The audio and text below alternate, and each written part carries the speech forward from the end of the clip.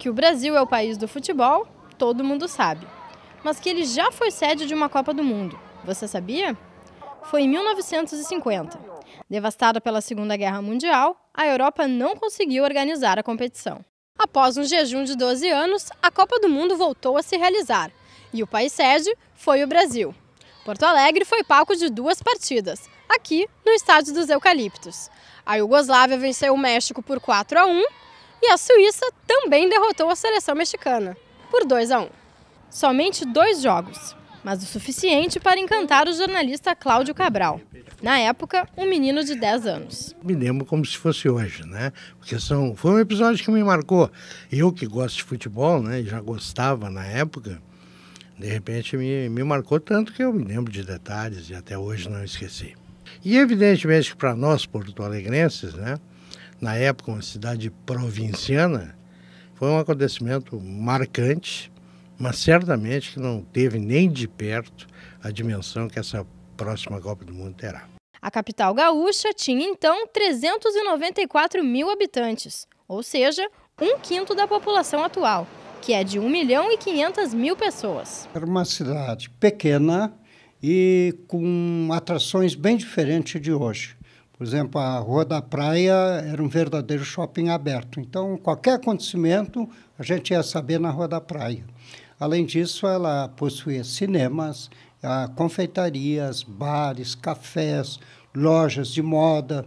E era lá também que a gente namorava, né? E ficava no meio da rua paquerando as gurias que passavam pela calçada.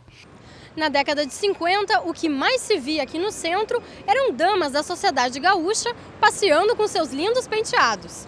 Hoje, vemos passando por aqui pessoas apressadas e, é claro, muito trânsito. Mas um dado curioso é que naquela época, Porto Alegre já registrava índices de congestionamento.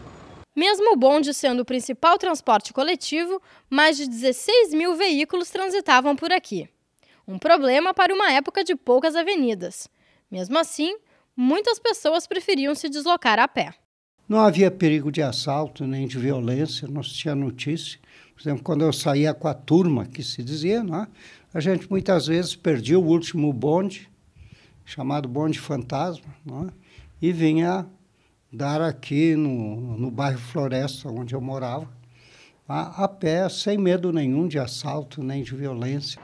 Porto Alegre não criou uma grande estrutura para sediar a Copa do Mundo. Enquanto isso, no Rio de Janeiro, foi construído o maior estádio da América Latina, o Maracanã, onde ocorreram as principais disputas. A seleção brasileira era a forte candidata ao título de 1950, mas o Brasil perdeu a final para o Uruguai, por 2-1, com o Maracanã lotado. Gol do Uruguai, Guidia! Foi uma frustração nacional. Foi o maior público de um jogo de futebol até hoje. Mais de 200 mil pessoas foram ao Maracanã e 100% dos apostadores, até mesmo acho que os jogadores uruguaios, apostavam no Brasil. E bastava um empate para o Brasil. E o Brasil largou na frente e depois sofreu inesperadamente essa virada. 59 anos depois, o sonho de ser campeão do mundo se realizou 5 vezes. Agora, o Brasil vai enfrentar o desafio de sediar outra vez uma Copa do Mundo, em 2014.